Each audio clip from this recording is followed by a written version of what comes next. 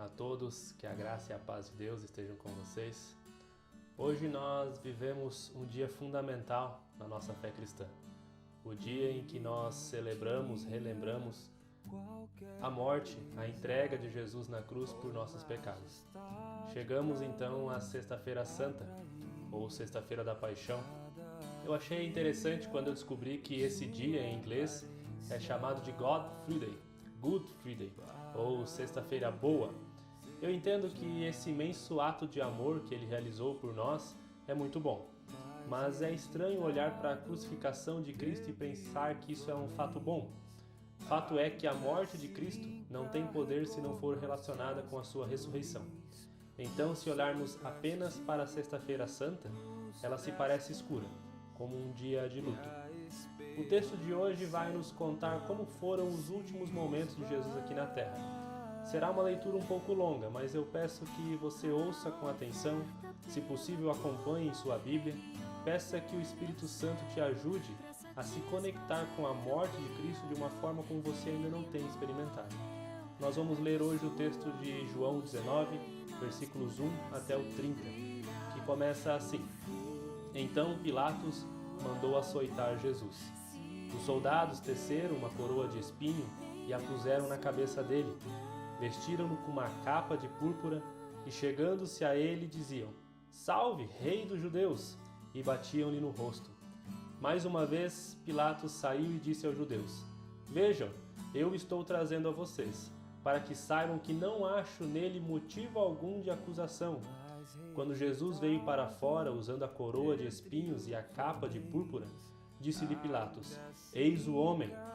Ao vê-lo, o chefe dos sacerdotes e os guardas gritaram: Crucifica-o! Crucifica-o!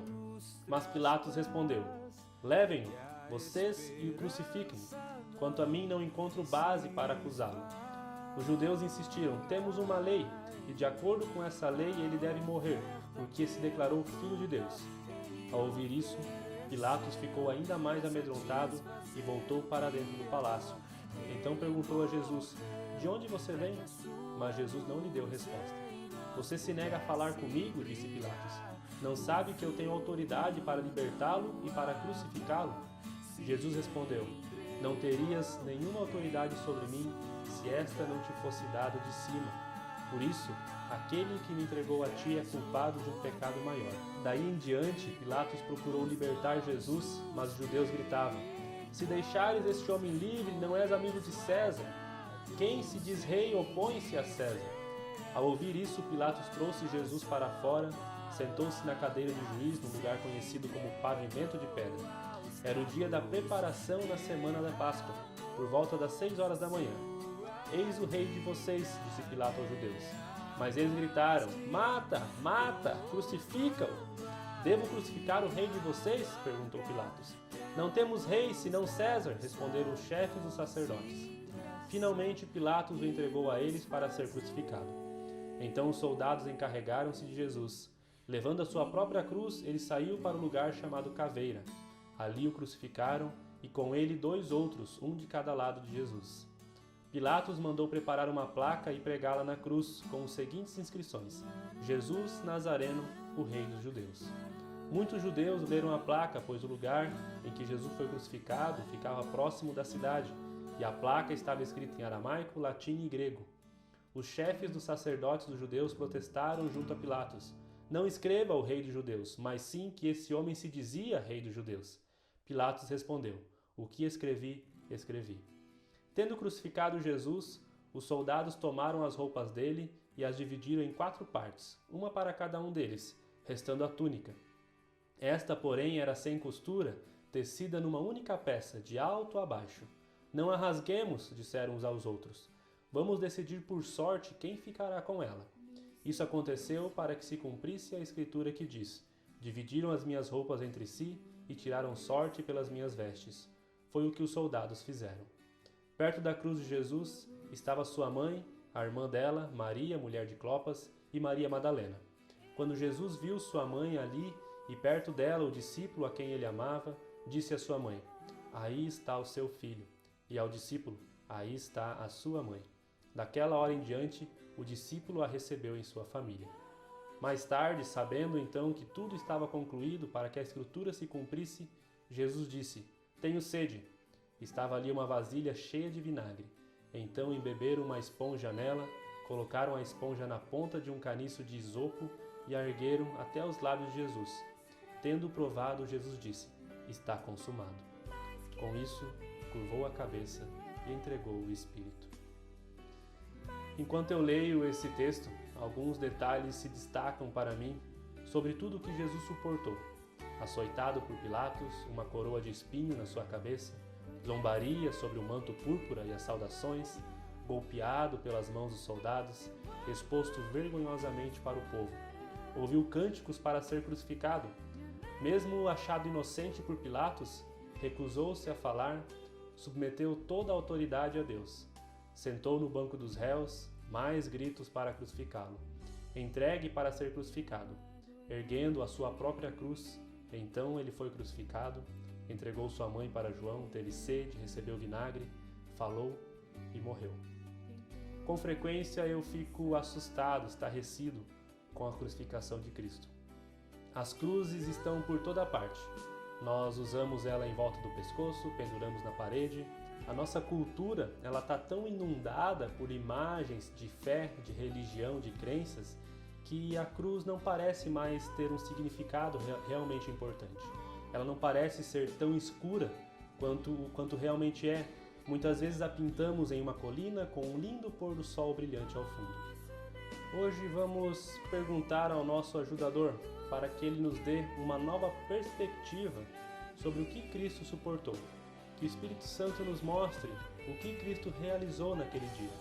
Centenas de anos antes deste dia, o profeta Isaías escreveu estas palavras sobre Jesus e o que ele iria suportar.